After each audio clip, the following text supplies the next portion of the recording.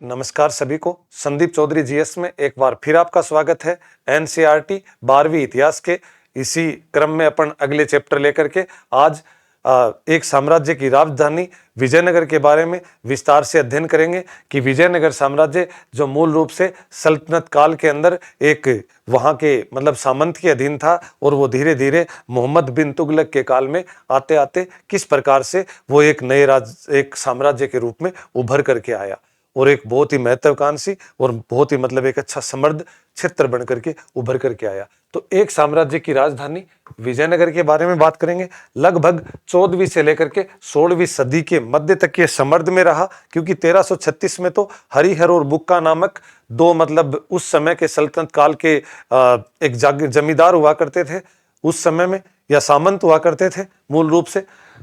उन्होंने विजय का शहर एक साम्राज्य दोनों के लिए प्रयुक्त नाम है ये। 14वीं शताब्दी में स्थापित यह साम्राज्य उत्तर में कृष्णा नदी से लेकर के और प्रायद्वीप के सुदूर दक्षिण तक। तो कहने का मतलब ये मूल रूप से जो अपने जैसे अपन ये देखें तो यहां पर जो कर्नाटक का जो उत्तरी भाग है, इस कर्नाटक के उत्तरी भाग में यहां पर क्या है, ये विजयनगर है, विजयनगर साम्राज्य।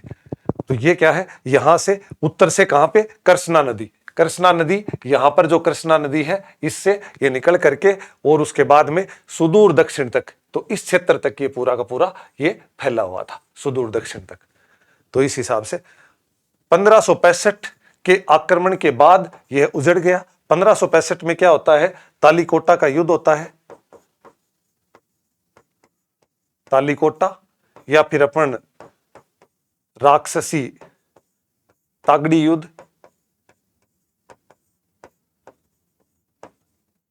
राक्षसी और तागड़ी दो गांव होते हैं, इन गांवों के मध्य तालीकोटा के अंदर क्या होता है, 1565 के अंदर एक युद्ध होता है।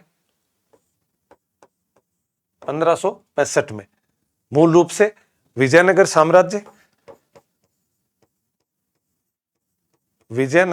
साम्राज्य और इनके विरोध के अंदर कौन कौन थे, अहमदनगर, गोलकुंडा,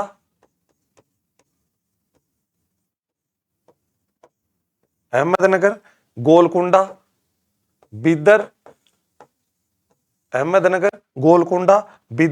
और कौन थे, उड़ीसा के गजपति, उड़ीसा है उनके गजपति आदि की संयुक्त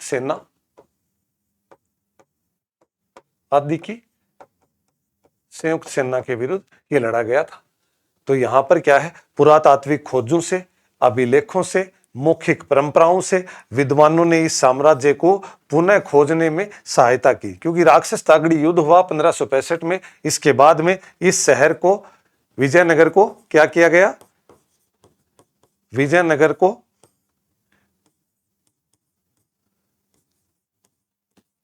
लूटा गया तथा उजाड़ दिया गया। तुलु राजवंश के समय में जो राम राय हुआ करते थे, उनके जो प्रधानमंत्री, उनकी सेना के विरुद्ध हुआ था ये। और साथ में इनके विरुद्ध में कौन कौन थे, अहमदनगर, गोलकुंडा, बीदर, उड़ीसा के गजपति आदि की संयुक्त सेनाएं थी। वो इस युद्ध के अंदर क्या है, महत्वपूर्ण रूप से भाग लिया था। ठीक है।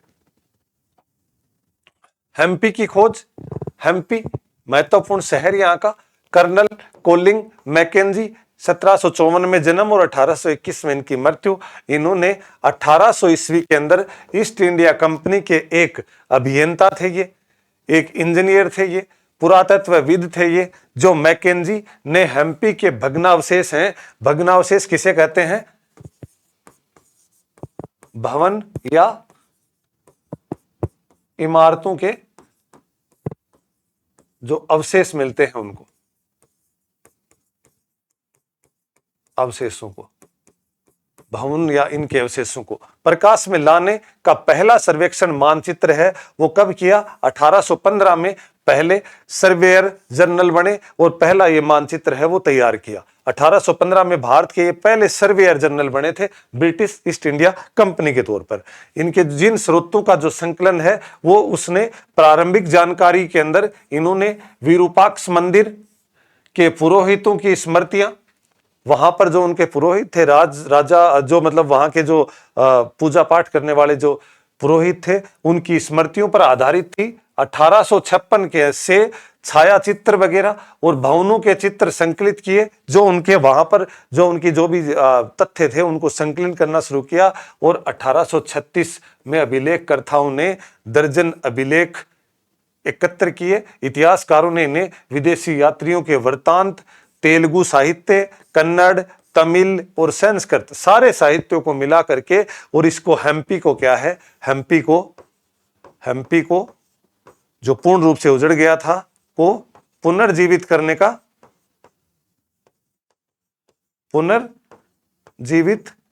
करने का प्रयास किया गया,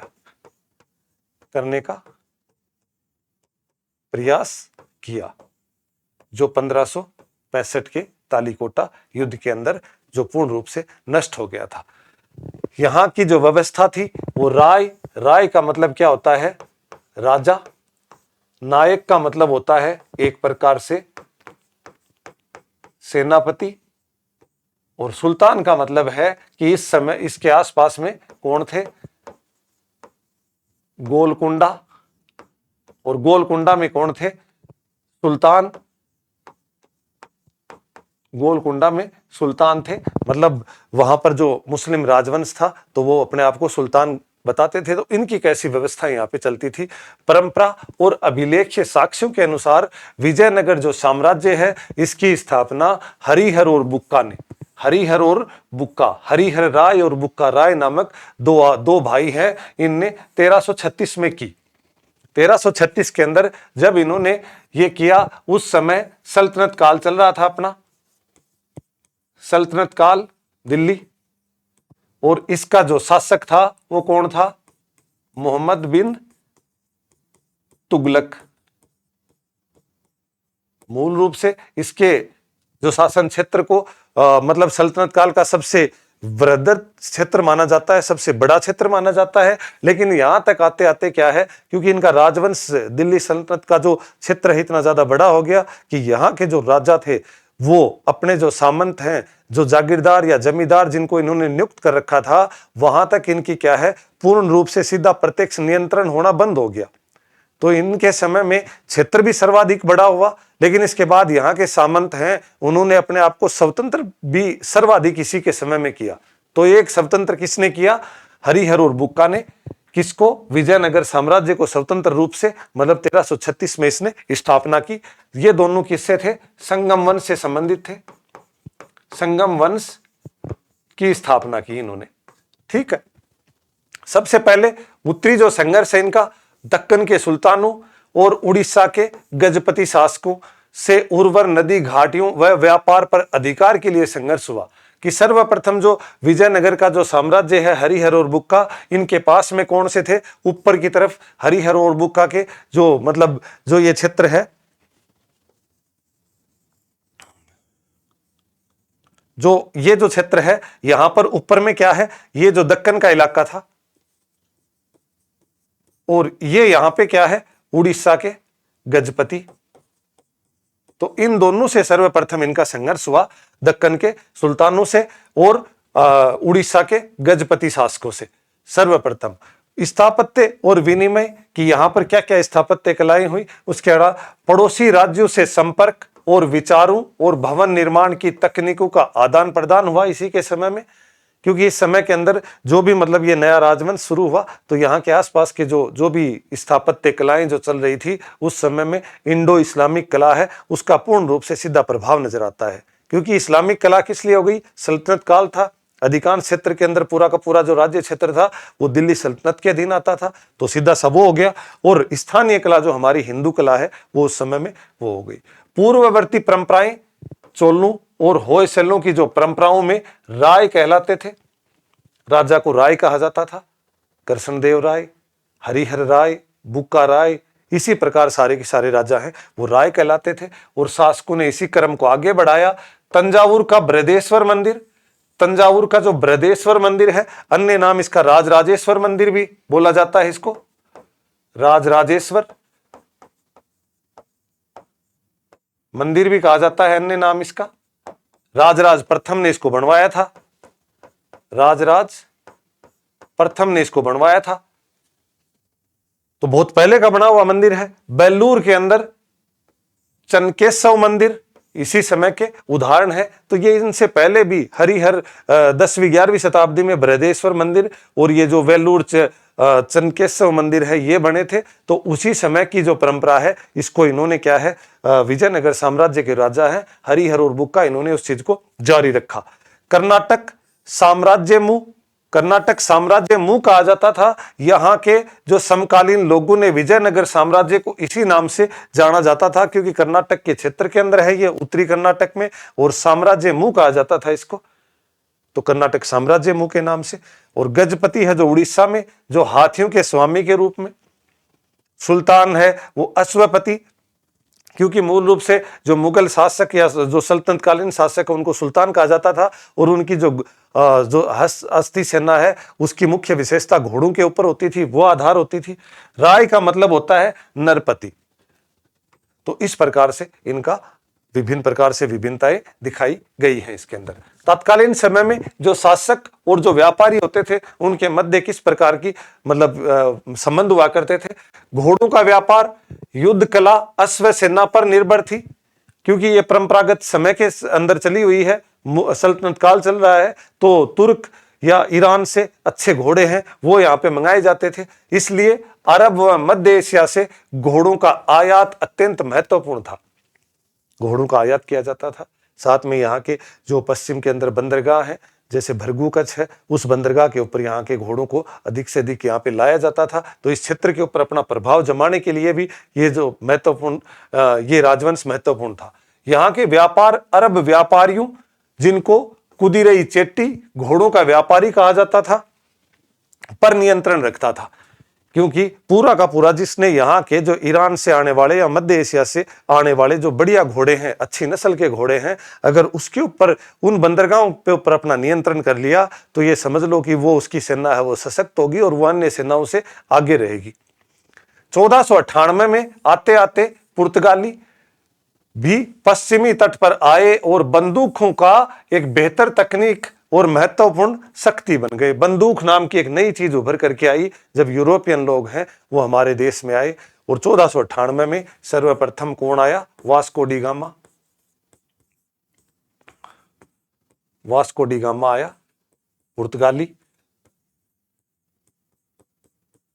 तो जो वास्को डी गामा आया, इसी समय क्या हुआ, बंदूकों का बेहतर तरीके से मतलब प्रयोग होना शुरू हुआ और एक नई शक्ति बनकर के उभर करके आए। व्यापार में समृद्धि, विजयनगर में मसाले, वस्त्र, रत्न आदि के बाजारों के लिए प्रसिद्ध था।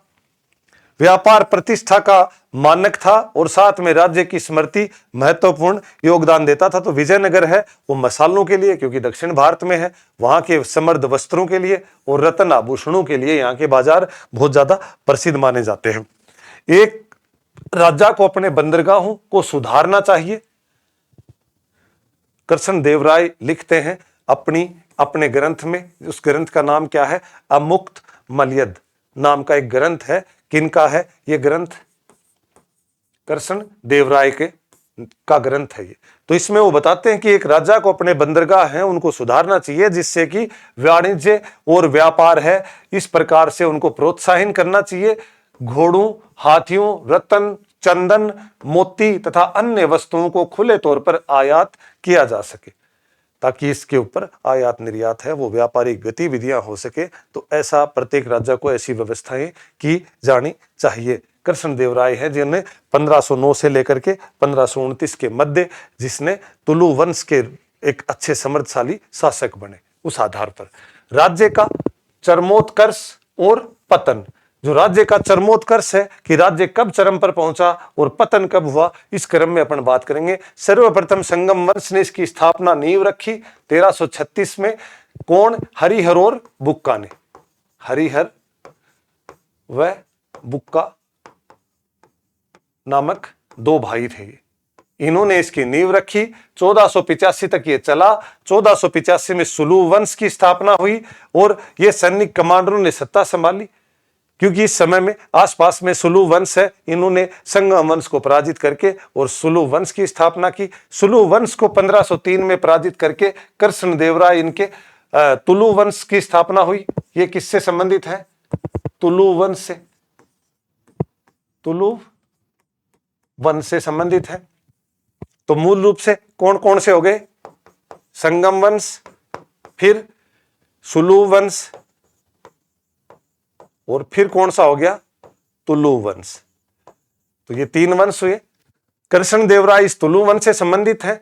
जो रायचूर का दोआब 1512 में, इसके ऊपर इन्होंने मूल रूप से शासन किया। तो 1512 में रायचूर का दोआब कौन कौन सा है? कृष्णा व तुंगभद्रा नदी के बीच, तुंगभद्रा नदी के बीच का क्षेत्र कौन सा है? ये रायचूर का दोआब। ये एक समृद्ध क्षेत्र था। उड़ीसा के 1514 में इन्होंने क्या किया? उड़ीसा के गजपति शासक हैं, जो गजपति शासक है प्रताप रुद्रदेव। उड़ीसा के जो गजपति शासक है कौन? प्रताप रुद्रदेव, रुद्रदेव है, को पराजित किया,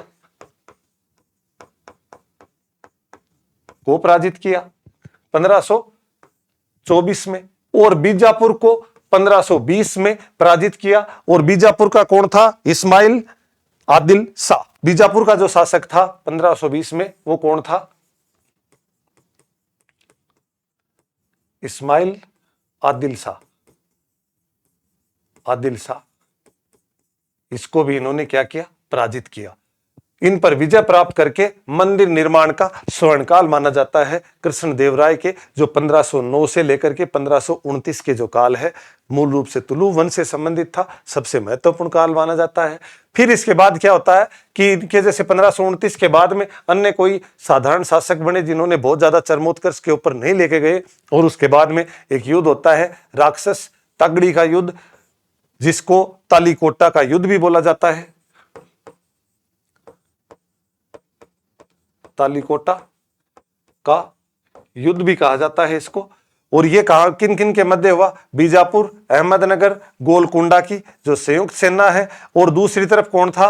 रामराय को पराजित किया। रामराय कौन था? रामराय था इसका विजयनगर साम्राज्य का प्रधानमंत्री। विजयनगर साम्राज्य का प्रधानमंत्री था।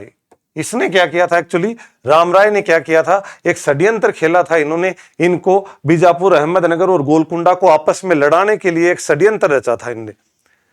आपस में एक दूसरे के खिलाफ क्या है, वहां पे जाकर के और उनकी सेनाओं को, या वहां पे कोई न कोई ऐसे मतलब कूटनीति के आधार पर इनके आपस में एक षड्यंत्र रचा। लेकिन वो षड्यंत्र इनके उल्टा पड़ गया। उल्टा पड़ने के बाद ये तीनों ने आपस में गठबंधन कर लिया और रामराय की सेना को बुरी तरह पराजित कर दिया। उसके बाद में विजयनगर साम्राज्य को बुरी तरह से लूटा और पूरा का पूरा उजाड़ दिया। और इनके बाद एक नया वंश उभर करके आता है। वो कौन सा है? अराविदु। तो एक अगला वंश कौन सा हो गया इसी के अंदर? तुलु वंश के बाद अगला वंश कौन सा आता है? अराविदु वंश। तुलु वंश के बाद में कौन सा आता है? अराविदु वंश। तिरुमल देवराय ने इसकी स्थापना की। स्थापना किसने की? तिरुमल देवराय ने। तिरुमल देवराय ने इसकी स्थापना की। तो चौथा 4 वंश है, ये महत्वपूर्ण है। केंद्र इसको पोनुकोंडा को बनाया, चंद्रगिरी को पोनुकोंडा और चंद्रगिरी में स्थानांतरित कर दिया विजयनगर के स्थान के ऊपर इन्होंने। और 17वीं शताब्दी के अंत तक इसने शासन किया। उसके बाद धीरे धीरे क्या है, ये राजवंश है, ये अंग्रेजों के अधीन में आता चला गया। और पूरे के पूरे उस क्षेत्र के ऊपर क्या है, उपनिवेशिक काल के अंदर ब्रिटिश और फ्रांसीसी संघर्ष चलता रहा। कभी फिर ये संघर्ष फ्रांसीसियों के अधीन में चलता रहा, कभी अंग्रेजों के, अंततः फिर अंग्रेजों के अधीन में चला गया। कृष्णदेवराय ने यवन राज्य की स्थापना करने वाला बनाया गया, बताया कि ऐसा धारण किया कि उन्होंने अपने, जब इनका जो समय है वो मूल रूप से विजयनगर का स्वर्णकाल का समय माना जाता है। सर्वाधिक इसी के समय में जो विजयनगर साम्राज्य ने समृद्धि प्राप्त की थी, 60 के आसपास मंदिर बने थे, 30 के आसपास बड़े महल बने थे, नहरें बनी थी, तालाब वगैरह बने थे, स्थापत्य कला का अच्छा सा विकास हुआ था, इंडो इस्लामिक स्थापत्य कला का पूर्ण रूप से विकास हुआ था। तो अनेक चीजें हुई थी। सुल्तानों तथा रायों के संबंध जो धार्मिक भिन्नता के बावजूद भी हमेशा शत्रुतापूर्ण नहीं रहे। रामराय ने एक सुल्तान को दूसरे के विरुद्ध करने की नीति अंततः उसके खुद के विरुद्ध पड़ गई और अंततः क्या हुआ, मूल रूप से अहमदनगर जो विजयनगर है वो पूर्ण रूप से लूटा गया, उजाड़ दिया गया। 1565 के टालीकोटा के युद्ध में इसको क्या होता है, पूर्ण रूप से ये समाप्त खत्म हो जाता है। तो इस तरह से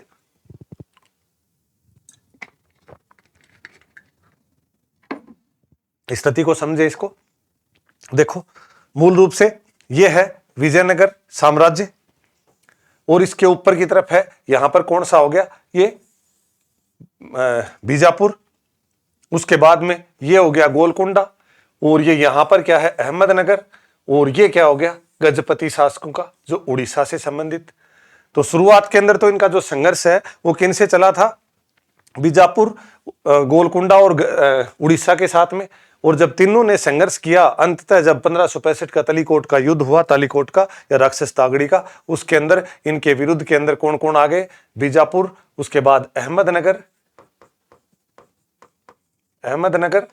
और तीसरा कौन आ गया, गोलकुंडा।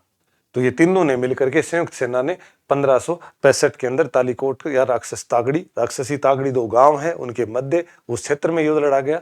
तो इस प्रकार से इसका मूल रूप से बीजापुर कर्नाटक, उत्तरी कर्नाटक का आदिल शासन तंत्र की राजधानी थी।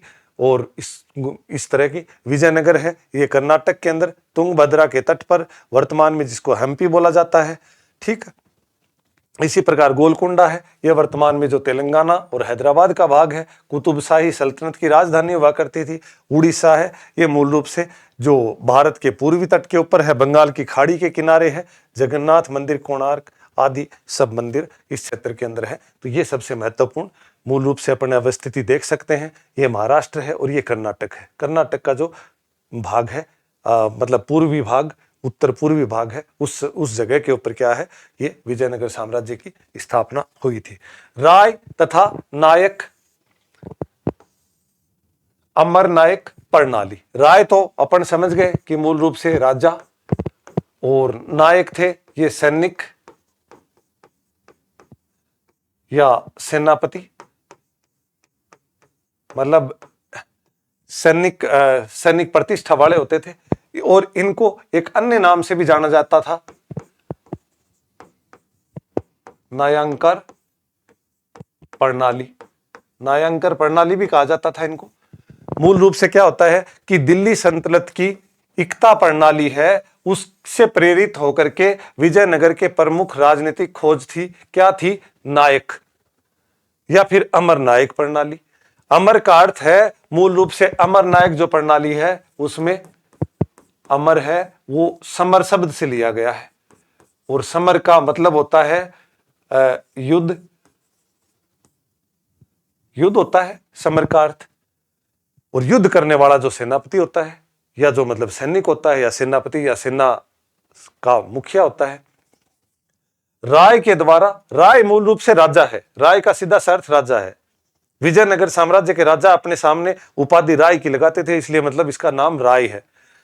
राय द्वारा नायकों को, जो नायक हुआ करते थे मतलब जो सैनिक कमांडर हुआ करते थे, उनको राज्य क्षेत्र दिए जाते थे, मतलब एक बड़ा सा क्षेत्र उनको दे दिया जाता था राजस्व के लिए।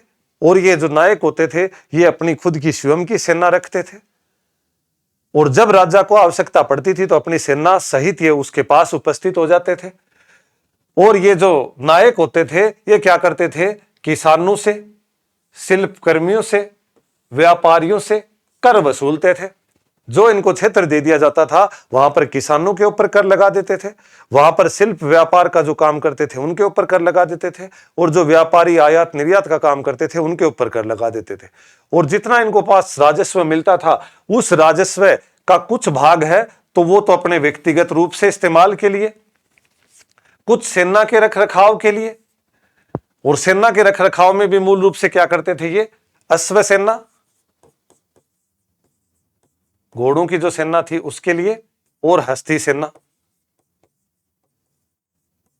सेना, इन दोनों के लिए क्या करते थे, ये विशेष रूप से इनके लिए अलग से जो भी राजस्व मिलता था उसका कुछ भाग रख लेते थे। कुछ भाग ये यहाँ के मंदिरों के लिए और सिंचाई के कार्यों पर खर्च कर देते थे, क्योंकि उस क्षेत्र में ज्यादा से ज्यादा अगर सिंचाई की व्यवस्था ज्यादा होगी तो अधिक से अधिक क्या है, राजस्व में वृद्धि होगी, अधिक आय आएगी। उसके बाद अगर मंदिरों के ऊपर कुछ खर्च कर दिया जाएगा तो मंदिर क्या है, वो राजा को एक वैधता, या अमर नायक है उसको एक वैधता प्रदान करते थे, क्योंकि वहां के लोग हैं वो उसका फिर विरोध नहीं करेंगे, क्योंकि नायक का, अमर नायक का जो पद है ये स्थानांतरित था। अगर राजा जब चाहेगा, राय जब चाहेगा तो इसको इस जगह का जो क्षेत्र से नायक से, अमर नायक से हटा करके किसी दूसरी जगह का क्षेत्र भी दे देता था, तो स्थानांतरित था। इस वजह से क्या है, मंदिरों पर भी खर्च करते थे, मंदिर बनवाते थे। नायक है वो वर्ष में एक बार वार्षिक भेंट करता था और राजा को उपहार लेकर के उसके दरबार में उपस्थित होता था, और वो उपस्थित होकर के राजा के प्रति अपना श्रद्धा भाव है या उसका एक सम्मान भाव का मतलब भाव उनके सामने प्रकट करता था, कि वो उसकी रिस्पेक्ट करता था, उसकी इज्जत करता था, उसकी मतलब अधीनता को मानने का वो दिखावा करता था उसके अंदर।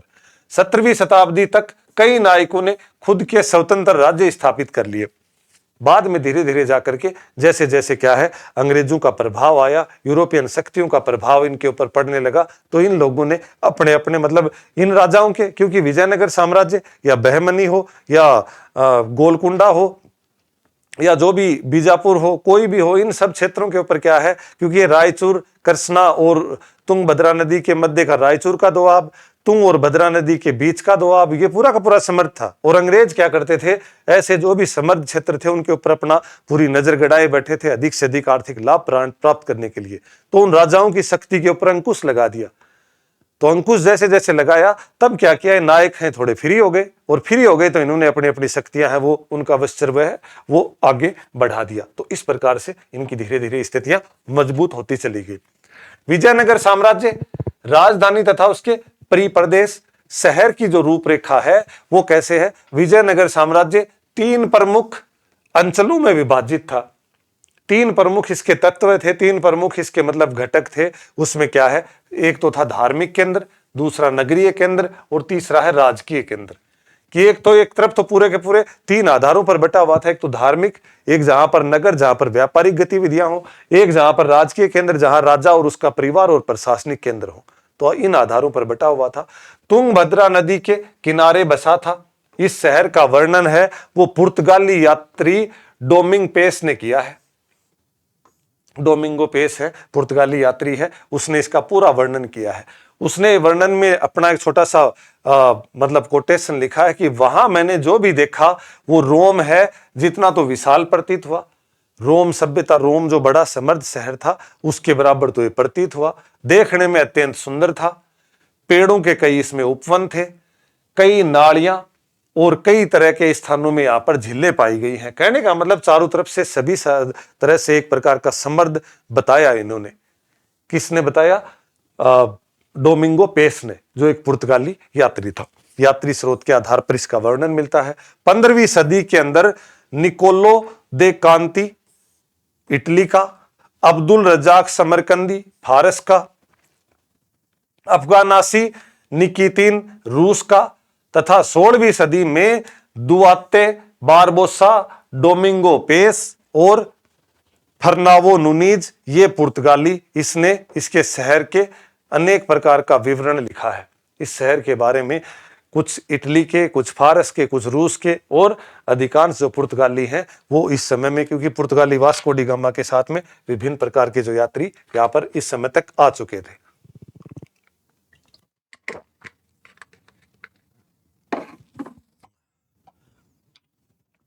जल संपदा और किलेबंदियां। विजयनगर साम्राज्य में जल के कौन कौन से स्रोत थे, इनके बारे में। जल प्रबंधन, तुंगभद्रा नदी थी मूल रूप से जल के लिए, उनको बांध बना करके हौज बना दिए जाते थे। मतलब कहने का मतलब बड़े बड़े बांध बना दिए जाते थे, और छोटे छोटे बांधों के पास में जो जल के अनेक स्रोत बना दिए जाते थे जिनको हौज कहा जाता था। कमलपुरम जलाशय 15वीं सदी में जो खेतों की सिंचाई के लिए नहर द्वारा राजकीय केंद्र तक जल पहुंचाया जाता था। तो कहने का मतलब है तुंगभद्रा नदी से अनेक हौज और उसमें से भी एक कमलपुरम जलाशय बनाया 15वीं सदी के अंदर और उसकी सिंचाई की जाती थी उस क्षेत्र में। और नहर के जरिए राजमहल के अंदर है वो पानी की व्यवस्था पूरी की जाती थी। एक आती थी यहां पे हिरिया नहर। हिरिया नहर है वो धार्मिक और नगरीय केंद्र के बीच की घाटी को सींचती थी, जो कि धार्मिक केंद्र और जो नगरीय प्रशासन है, जो हमने पिछली स्लाइड में देखा कि 3 आधार पर बटा हुआ था, नगर, उसके बाद धार्मिक स्थल और एक राजनीतिक स्थल, राजा का केंद्र। तो इन आधार पर जो ये मूल रूप से हिरिया नहर है वो नगरीय केंद्र और धार्मिक केंद्र दोनों के जो बीच का बड़ा भूभाग था उसको सींचता था। किलेबंदी, विजयनगर साम्राज्य की जो किलेबंदी थी वो बहुत ही सुदृढ़ थी। मूल रूप से 7 पंक्तियों में दुर्ग का उल्लेख किया गया किलेबंदी का। अब्दुल रजाक समरकंदी जो फारस के आए थे, उन्होंने 7 पंक्तियों में उन्होंने बोला कि 7 मतलब 7 भागों में उसकी मतलब वो रखी कि 7 एक प्रकार के 7 रक्षा प्राचीर हैं, कुछ प्राकृतिक हैं, कुछ राजा के द्वारा बनाई हुई है। उनमें सबसे जो बाहरी दीवार है वो पहाड़ों को जोड़ती है, मतलब जो बाहरी दीवार है वो उसमें बड़े बड़े चारों तरफ पर्वत हैं और जो बीच का खाली भाग है उसमें बड़ी सी दीवारें बना दी गई हैं। और जो पत्थर हैं वो सारे के सारे फनाकार हैं। फनाकार का मतलब है पत्थर हैं वो बाहर की तरफ ऐसे निकले हुए हैं। इस आधार पर गारे का प्रयोग उस समय में नहीं किया गया इस किलेबंदी क्षेत्र के अंदर, और इस किलेबंदी के अंदर खेत भी शामिल किए गए हैं, ताकि अगर कोई दूसरा शासक इस क्षेत्र के ऊपर जो विजयनगर साम्राज्य पे आक्रमण भी करे तो यहाँ का जो मूल रूप से भोजन की कमी ना हो इस घेराबंदी में। क्योंकि उस समय में क्या होता था, दूसरे जो शक्तिशाली राजवंश है वो किसी दूसरे जो समृद्ध क्षेत्र है उनके ऊपर आक्रमण करते थे, उनको अधीनता मनवाने का प्रयत्न करते थे। तो वो क्या करते थे, उनके ऊपर आक्रमण करने के लिए बाहर घेराबंदी डाल देते थे कि क्योंकि शक्तिशाली है, युद्ध तो कर नहीं सकते उनके सामने, तो वो अपने आप को अंदर किलेबंद कर लेते थे। तो किलेबंद एक ऐसा था कि भोजन की कमी ना हो, मतलब पूरा कृषि का क्षेत्र भी साथ ही इसके अंदर मतलब समाहित किया हुआ था। साथ में स्थापत्य कला के अंदर इंडो इस्लामिक का मतलब है ये तो भारतीय कला होगी, भारतीय जो मूल रूप से, और इस्लामिक का मतलब है जैसे सल्तनत काल के अंदर सल्तनत काल की कला मूल रूप से तुर्क कला या तुर्की कला है, फारस वगैरह आदि क्षेत्रों से। प्रवेश द्वारों पर मेहराब और गुंबद तुर्की सुल्तानों के द्वारा परिवर्तित स्थापत्य तत्व कला इतिहासकारों ने इंडो इस्लामिक शैली कहते हैं, क्योंकि मूल रूप से गुंबद है वो तुर्की कला से संबंधित है। प्रवेश द्वार हैं, इनके ऊपर मेहराब मतलब प्रवेश द्वारों के ऊपर ऐसे छज्जे निकाल दिए जाते हैं, उनको मेहराब कहते हैं। तो इस तरह की स्थापित जो इंडो इस्लामिक शैली का इस समय में विकास हुआ। शहरी के अंदर जो है वो मूल रूप से आवास और समुदाय।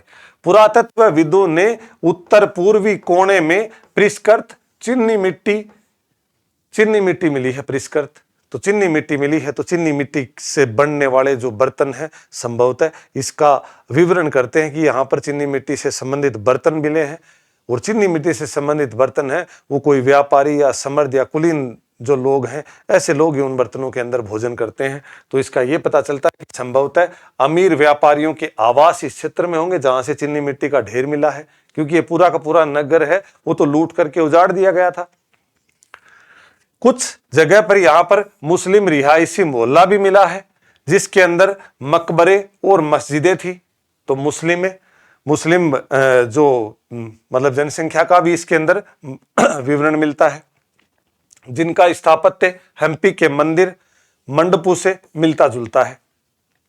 जो कि मकबरे और मस्जिदें मिली हैं उनका मूल रूप से जो स्थापत्य है उसका हमारे जो हम्पी के जो मंदिर और जो मंडप मिले हैं उनके जो स्थापत्य कला से मिलता जुलता उनके विवरण मिला है।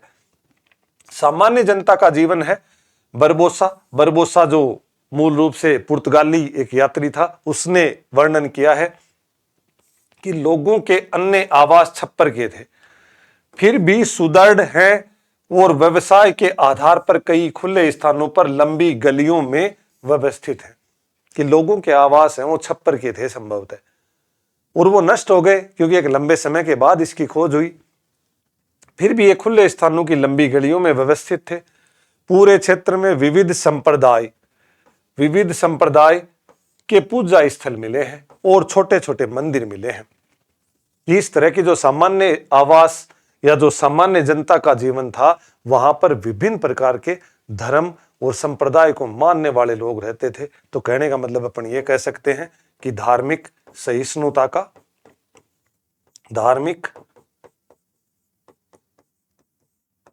सहिष्णुता इस समय में क्या थी, विद्यमान थी, कि विभिन्न धर्म संप्रदाय, लोक देवी देवता, छोटे पूजा स्थल आदि सब चीजें मिले हैं।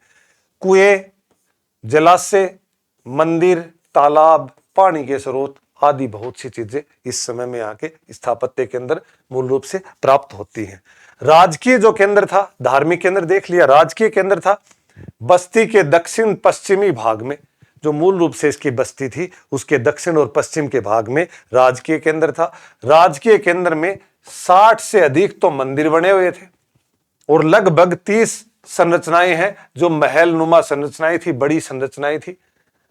तो उससे यह पता चलता है कि संभवतः यह राजकीय केंद्र रहा होगा।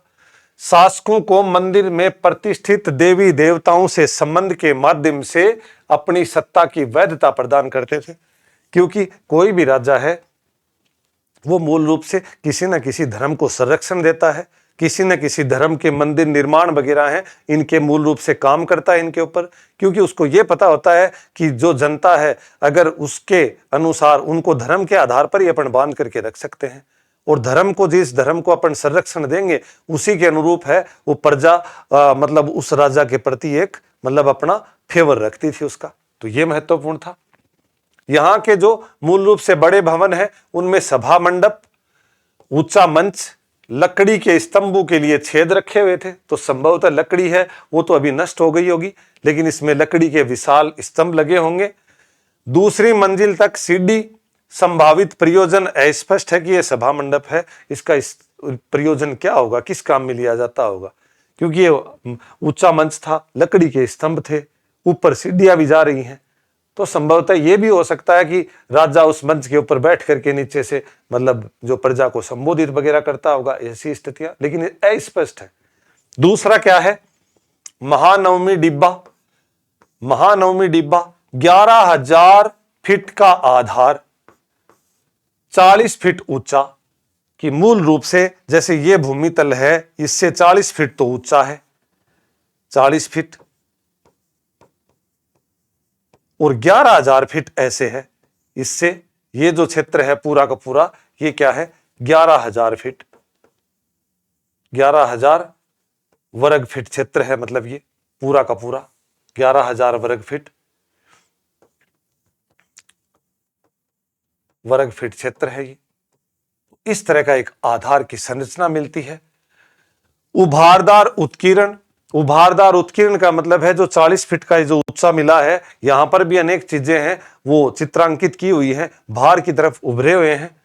महानवमी के उत्सव से संबंधित है ये। महानवमी के ऊपर जब अपने यहां पर दुर्गा पूजा या दशहरा जैसे त्योहार मनाए जाते हैं, ऐसा एक आयोजन होता था उस समय में, तो इसका एक यहां पे बड़ी संरचना मिली है।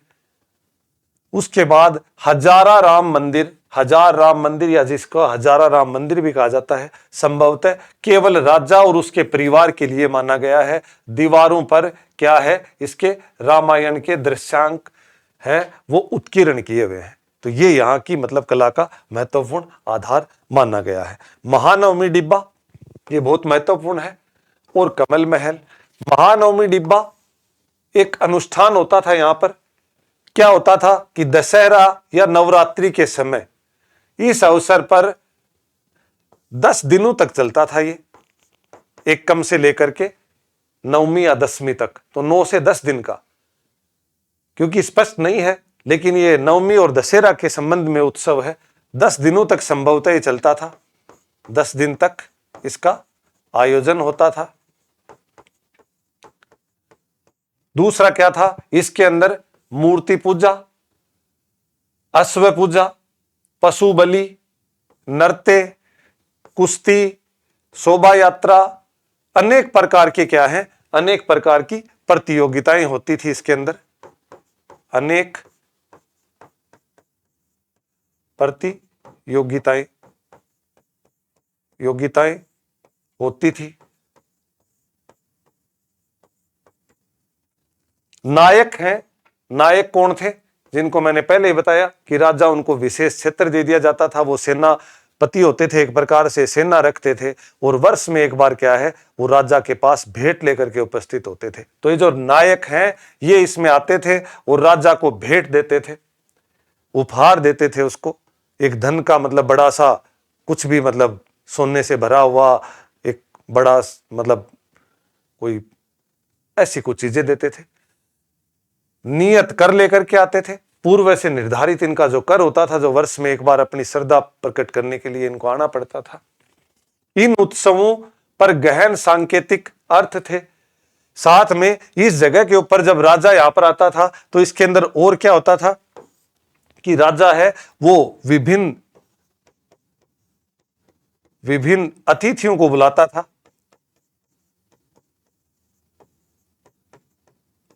अतिथि वो अपने कोई मित्र हो सकते थे, उनको इस जगह के ऊपर बुलाता था, उनका सम्मान करता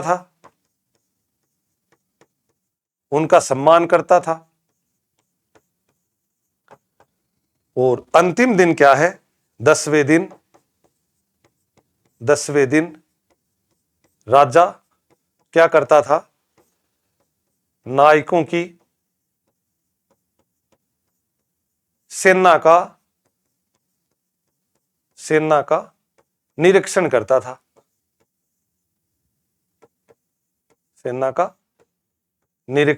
था।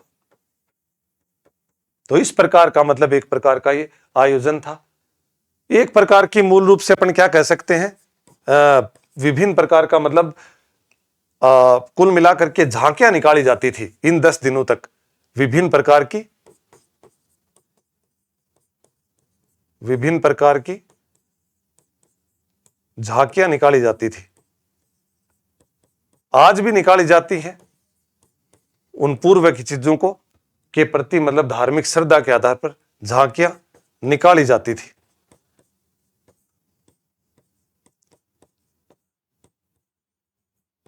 उस समय में तो कहने का मतलब 10 दिनों तक चलता था। महानवमी डिब्बा बोला जाता है, और महानवमी डिब्बा का जो अनुष्ठान होता था इसका हमने पूर्व की स्लाइड में देख लिया कि 40 फीट ऊंचा और 11,000 वर्ग फीट क्षेत्र इस जगह के ऊपर होता था। एक धार्मिक आयोजन होता था एक प्रकार से। नायक है वो राजा को भेंट देता था। अनेक प्रकार की मूर्ति पूजा, अश्व पूजा, पशु बलि, नृत्य, कुश्ती, अनेक प्रकार की शोभा यात्रा। मतलब अपन ये कह सकते हैं जैसे अपने वर्तमान लोकतांत्रिक व्यवस्था के अंदर 26 जनवरी को जो हमारी परेड होती है, सरमोनियम परेड, जिसमें विभिन्न राज्यों की झांकियां निकलती हैं, साथ में हमारी सेना का प्रदर्शन होता है, विभिन्न प्रकार का प्रदर्शन होता है। तो मूल रूप से अपन वो कह सकते हैं कि ऐसा व्यवस्था उस समय में विजयनगर साम्राज्य के महानवमी डिब्बा के अनुसार होती है। कमल महल एक बड़ा सा महल है, उसको क्या है 19वीं सदी में किसी अज्ञात अंग्रेज यात्री ने, नाम नहीं है उसका किसी का, मतलब ये है कि किसी जो अंग्रेज यात्री ने कहा था कि इसको मूल रूप से लोटस मतलब नाम दिया था इसको, लोटस महल के नाम से, जिसको कमल महल कहा जाता है। दोबारा नामकरण किया गया। क्यों किया गया कि 9 मीनारें हैं और बीच में क्या है एक ऊंची बड़ी मीनार है और चारों तरफ 8 भुजाएं हैं, बीच की ऊंची मीनार है, तो एक कमल की सी आकृति बनती है 8 भुजाओं की वजह से। मैकेंजी है, कर्नल कोलिंग मैकेंजी ने के अनुसार संभवतः ये परिषद, ये सदन होगा। मेहराबें हैं वो इंडो इस्लामिक तकनीकी से प्रभावित है, तो वो तो होनी ही है क्योंकि सल्तनत काल और साथ में हिंदू राजवंश मूल रूप से। धार्मिक केंद्र, राजधानी का चयन, धार्मिक महत्व, स्थानीय मान्यताओं के अनुसार पहाड़ियों में रामायण के वानर राज्य की रक्षा करती कि यहाँ की जो पहाड़ियां हैं, मूल रूप से जो क्षेत्र है वो किष्किंधा जो पर्वत है,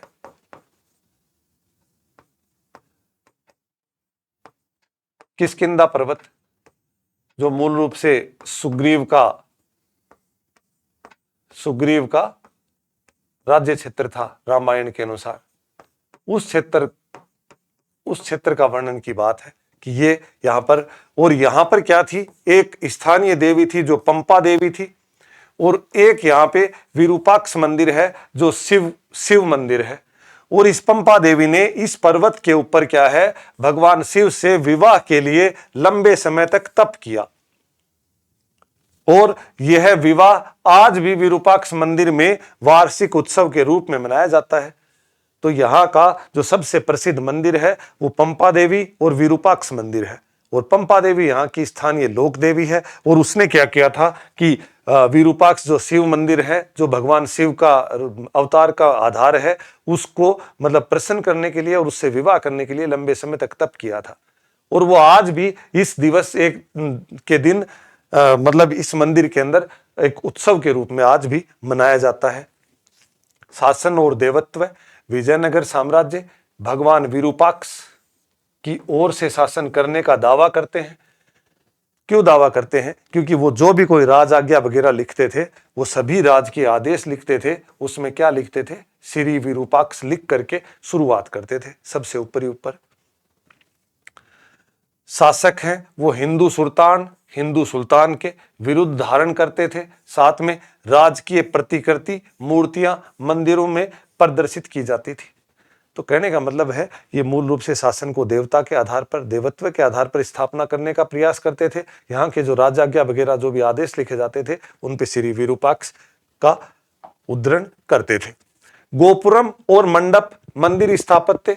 गोपुरम और मंडप मूल रूप से जैसे हमारे शुरुआती जो मंदिर बने हैं वो एक छोटे से चौकोर, एक छोटे से मतलब एक कमरे में, और बीच में गर्भगृह, मुख्य मंदिर के अंदर जो मुख्य देवता की जो मूर्ति है वो स्थापित कर दी जाती थी। और इसी समय में क्या हुआ, विजयनगर साम्राज्य के ही शासकों के द्वारा सर्वप्रथम गोपुरम का अर्थ होता है विशाल प्रवेश द्वार। विशाल प्रवेश द्वार, प्रवेश द्वार मतलब जो गेट है वो बड़ा विशाल बना देते थे। और ऐसा मतलब, और साथ में जो स्थापत्य है, जो गर्भगृह है या मंडप है जहां पर मुख्य देवता की मूर्ति स्थापित की जाती थी, उसको भी एक बड़ा बढ़ाया जाने लगा, ताकि वहां पर क्या पूजा अर्चना की जा सके, वहां पर सभा जैसी कुछ चीजें की जा सके, अधिक से अधिक लोग वहां पर बैठ सकें, ऐसी कुछ चीजें हैं वो स्थापत्य इस समय में होना शुरू हुआ। राय गोपुरम, विशाल राजकीय प्रवेश द्वार बनाए जाने लगे इस समय में। जो केंद्रीय देवालय मतलब जो मुख्य देवता जो केंद्र में बैठे हैं कि मीनारों को बोलना प्रतीत कर देते थे। जैसे मान लो यहाँ पर मूल रूप से एक मंदिर है और इस मंदिर के अंदर यहाँ पर गर्भगृह है और ये मंदिर का शिखर है, ये यहाँ पर, और अब इस जगह के ऊपर क्या है, यहाँ पर जो प्रवेश द्वार बनाया जाता था वो प्रवेश द्वार इतना बड़ा बना दिया जाता था कि वो मंदिर है, उसकी संरचना है, वो भी इनके सामने बोलनी साबित हो जाती थी। तो समझ गए, इस तरह से स्थितियां, शासकों शक्तियों का प्रतीक। उस समय का सबसे प्रसिद्ध मंदिर विरूपाक्ष मंदिर मूल रूप से 9वीं और 10वीं सदी का प्राचीनतम मंदिर है, और उसके बाद में इसको विजयनगर काल में इसको विस्तारित किया गया। और कृष्णदेव राय हैं जो 1509 से लेकर के 1529 तक जिन्होंने शासन किया है, उन्होंने क्या किया, इसका जो मुख्य मंडप है और पूर्वी जो गोपुरम है, पूर्व तरफ का जो प्रवेश द्वार है, उन दोनों को क्या है और बड़ा बनाया। अन्य मंदिर विठ्ठल मंदिर मूल रूप से महाराष्ट्र में पूजे जाने वाला विष्णु मंदिर है, जिसमें रूप विठ्ठल को कर्नाटक में स्थापित कराया। और साम्राज्यिक संस्कृति निर्माण का उदाहरण मिलता है। रथ के आकार का एक अनूठा मंदिर इसकी विशेषता है। विठ्ठल मंदिर, विष्णु मंदिर, विष्णु का ही एक आधार जो मूल रूप से महाराष्ट्र में पूजे जाते हैं। नायकों का योगदान, क्योंकि नायकों की भूमिका इस समय में ज्यादा है, क्योंकि नायक क्या थे, सैनिक कमांडर थे। मूल रूप से नायक क्या थे, सैनिक कमांडर हुआ करते थे, सेनापति हुआ करते थे। तो ये इनको भी महत्वपूर्ण भूमिका है। नायकों ने भी मंदिर निर्माण में अपनी परंपराओं को जारी रखा, क्योंकि इनका जो राजा है, राय है, जो इनको अपना स्वतंत्र राजस्व का जो क्षेत्र देता था, उसके अंदर ये अपने आप को स्थायी रखने के लिए वहां की प्रजा के साथ में अपना समन्वय बनाने के लिए, लोक कल्याणकारी राज्य की स्थापना करने के लिए, आदि सब चीजों के लिए क्या करते थे ये वहां के कुछ दर्शनीय गोपुरमों का निर्माण कराया। स्थानीय नायकों ने ही वहां पर ये चीजें स्थापत्य में महत्वपूर्ण योगदान दिया। तात्कालिक समय में महलों, मंदिरों तथा बाजारों का अंकन, मानचित्र निर्माण प्रक्रिया में 1976 के अंदर हम्पी को राष्ट्रीय महत्व का स्थल घोषित किया गया। 1976 के अंदर हमारे भारत का एक महत्वपूर्ण जो स्थल है उसकी सूची में इसको शामिल किया गया, राष्ट्रीय महत्व का। और 1986 के अंदर क्या कर दिया गया, यूनेस्को की विश्व पुरातत्व स्थल के ऊपर भी घोषित कर दिया गया। तो 76 में हमारा राष्ट्रीय और एक वैश्विक स्थल के तौर पर 1986 में घोषित किया गया। 1980 के दशक में संपूर्ण क्षेत्र को 25 वर्गाकार भागों में बांटा गया कि जो विजयनगर साम्राज्य है, जो हम्पी, जिसको वर्तमान में हम्पी बोला जाता है, उसको 25 वर्गाकार भागों में बांटा गया। और छोटी इकाइयों में भी और दर्जनों विद्वानों ने 20 वर्षों तक इसके ऊपर कार्य किया कि मूल रूप से मान लो हम्पी है, इस हम्पी को इस तरह से वर्गाकार भागों में बांटा गया और इसके बाद में इस तरह से इसको और छोटे छोटे वर्गाकार भागों में बांटा गया। और इन वर्गाकार भागों के आधार पर इनको अल्फाबेट्स दे करके, जैसे ये ए है, ये बी है, ये सी डी ई, इस तरह से इनको क्या करके और एक तरफ से इनका गहनता से निरीक्षण किया गया और लगभग 20 वर्षों तक इसके ऊपर क्या है, लंबे समय तक कार्य किया गया और इसकी खोज जारी रखी गई।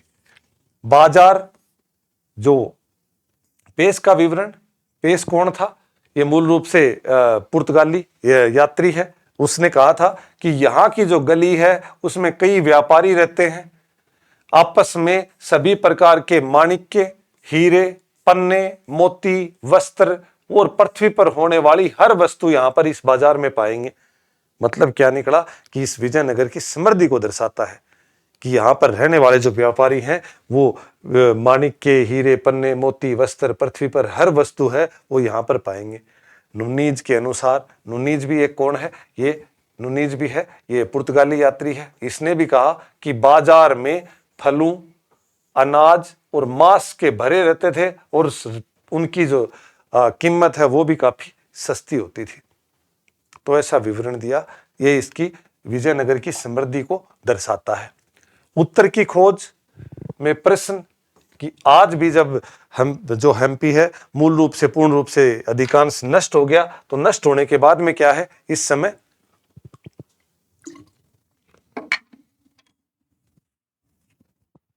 अनेक प्रश्न है हमारे सामने जो जिनके उत्तर आज भी नहीं मिले हैं। भवन हमें प्रतिरक्षण, आवश्यकताओं, सांस्कृतिक प्रभाव, निर्माणकर्ताओं के विचारों के बारे में बताते हैं, किंतु कुछ प्रश्न हैं वो आज भी अनुत्तरित हैं कि ये उस समय के जो चारों तरफ से रक्षा किया हुआ 7 पंक्तियों में जो रक्षा की हुई है, तो ये हमारे को ये दर्शाती है कि अनेक मतलब आक्रमणकारियों से सुरक्षा को ध्यान में रखा गया। वहां पर अंदर नहरें, साथ में कृषि के साधन, वो हमारे तात्कालिक समय के जो हौज वगैरह बनाए हुए हैं, हिरिया नहर वगैरह निकाली हुई हैं, तो ये हमारे को तात्कालीन आवश्यकता की पूर्ति को दर्शाता है। साथ में जो सांस्कृतिक प्रभाव हैं उस समय के, जो मूल रूप से विभिन्न प्रकार के धार्मिक संप्रदाय, छोटे मंदिर वगैरह, छोटे विभिन्न प्रकार के संप्रदायों के देवालय वगैरह और विभिन्न जो तत्कालीन समय के जो मुस्लिम समाज की जो मस्जिदें, मीनारें आदि, हिंदू इस्लामिक शैली आदि सब चीजों का, और निर्माणकर्ताओं के द्वारा बनाए गए हम्पी या लोटस महल या उस समय के विरूपाक्ष या अनेक प्रकार के 30 मंदिर, 30 जो राजनीतिक संरचनाएं और 60 के आसपास जो मंदिर हैं, वो सारे हमें बताते हैं कि यहाँ की जो समृद्धि है वो वास्तव में बहुत ज्यादा बेहतर थी। लेकिन अभी भी बहुत से प्रश्न है वो अनुत्तरित हैं। सामान्य जन का जो दृष्टिकोण था कि अब वहां की आम जनता है वो क्या सोचती थी, आम पुरुष या महिलाएं और बच्चे इन भव्य महलों के बारे में क्या सोचते थे, क्या उनके लिए राजकीय धार्मिक केंद्र तक उनकी पहुंच थी, आम लोग जो रहते थे क्या वो इन विशाल प्रकार के जो भवन हैं, धार्मिक स्थल हैं, हजारा राम मंदिर है, महल है, कमल महल है, या जो भी विभिन्न प्रकार की राजनीतिक जो मतलब बड़ी बड़ी जो भवन है, इन तक क्या आम आदमी पहुंच पाता था, क्या आम आदमी का जीवन भी उतना ही समृद्ध था, ये प्रश्न आज भी। निर्माण कर्मियों के प्रश्न, कि भवनों के नक्शे कौन बनाता था, वहां का जो राजगीर जो मूल रूप से जो वास्तुकार होता था वो कौन था, पत्थर को काटने वाला कौन था, मूर्तियों को गढ़ने वाला कौन था, उनको वेतन कहां से मिलता था, काम की प्रक्रिया कैसे थी। ये अनेक प्रकार के प्रश्न आज भी प्रश्न बनकर के जारी हैं। जारी सौदों से लकड़ी की संरचनाएं नष्ट हो गई हैं, केवल पत्थर बचे हैं। यात्रियों के विवरण हमारे को उस समय के जीवंत जीवन को पुनर्निर्मित करने में सहायक हैं, लेकिन वास्तविक चीजों से अभी भी हम काफी दूरी पर हैं, जो उनका पूरा हम जो विवरण है जान पाना मुश्किल है। काल रेखा 1206 के अंदर मूल रूप से दिल्ली सल्तनत की स्थापना हुई, और दिल्ली सल्तनत की स्थापना में पहले गुलाम वंश, फिर गुलाम वंश के बाद में खिलजी, उसके बाद में तुगलक वंश। और जब तुगलक वंश आया, उस तुगलक वंश के समय में क्या है, 1336 के अंदर विजयनगर साम्राज्य की स्थापना, हरिहर और बुक्का। 1347 के अंदर बहमनी साम्राज्य की स्थापना। फिर उसके बाद में 1435 से लेकर के 1490 के बीच उड़ीसा में गजपति, गुजरात, मालवा, अहमदाबाद, बीजापुर, बेरार आदि सल्तनतें हैं, वो मूल रूप से अपने आप को स्वतंत्र घोषित कर लेती हैं। 1510 से 1526 तक आते आते पुर्तगालियों के द्वारा गोवा को विजय कर लिया गया। 1498 में सबसे पहले वास्को डी गामा आया, 1501 में दोबारा आया, 1505 में गोवा सरकार का पहला गवर्नर नियुक्त हुआ, 1510 में इन्होंने गोवा को विजय कर लिया। गोलकुंडा में भी सल्तनत काल है, उसका प्रभाव रहा। मुगल साम्राज्य की स्थापना हो जाती है 1526 के अंदर। उसके बाद में 1565 के अंदर क्या होता है, राक्षस तागड़ी या तालीकोटा का युद्ध होता है, जिसमें तीन जो अहमदनगर, गोलकुंडा और बीजापुर की जो संयुक्त सेना है वो राम राय की विजयनगर की सेना को पराजित कर देती है और उसको लूट लिया जाता है। विजयनगर का पूर्ण रूप से पतन हो जाता है और विजयनगर के अंदर क्या है, तुलु वंश के स्थान पर अराविदु वंश की स्थापना हो जाती है। विजयनगर की खोज व संरक्षण में 1800 के अंदर कर्नल कोलिन मैकेंजी एक ब्रिटिश अधिकारी जिसने विजयनगर की यात्रा की, सर्वेक्षण किया, अभियंता थे, इंजीनियर थे ये। इन्होंने फिर 1856 के अंदर अलेक्जेंडर ग्रीनेलो के द्वारा पहला विस्तृत पुरातात्विक चित्रण प्रस्तुत किया गया विजयनगर साम्राज्य के बारे में। 1876 से 1902 के मध्य अभिलेखों पर प्रलेखन हुआ, जो भी चीजें मिली उनके ऊपर दोबारा लेख जारी हुआ। जो भी जॉन मार्शल उस समय में अलेक्जेंडर कनिंघम के बाद में जो पुरातत्व सर्वेक्षण विभाग के जो नए निदेशक बने, उनके अधीन में संरक्षण कार्य दोबारा आरंभ हुआ और 1976 से लेकर के 1986 तक विजयनगर को राष्ट्रीय महत्व का और फिर यूनेस्को में विश्व पुरातत्व स्थल के रूप में इसको घोषित किया गया। जो आज हम इसको ये देख पाते हैं कि विजयनगर साम्राज्य 14वीं से 16वीं शताब्दी के मध्य किस प्रकार समृद्धि में रहा और आज वर्तमान में हम जो पूर्ण रूप से नष्ट हो चुका उसको एक राष्ट्रीय महत्व के स्थल के रूप में और यूनेस्को के स्थल के रूप में उसके महत्व है, उसको अपन जान पा रहे हैं। तो इस प्रकार से विजयनगर साम्राज्य है, इसके बारे में आज हमने एक महत्वपूर्ण टॉपिक के ऊपर अध्ययन किया, परीक्षा की दृष्टि से बहुत महत्वपूर्ण उपयोगी है। और इसी प्रकार हम एनसीईआरटी का अध्ययन है जो क्लास 12, फिर क्लास 11, क्लास 10वीं, क्लास 9, इस प्रकार से इतिहास विषय का जो अध्ययन हमारा जारी रहेगा। इसी के साथ में हम जो प्राचीन भारत के जो इतिहास है उसके ऊपर भी लगातार हमारे जो वीडियो हैं वो जारी हैं।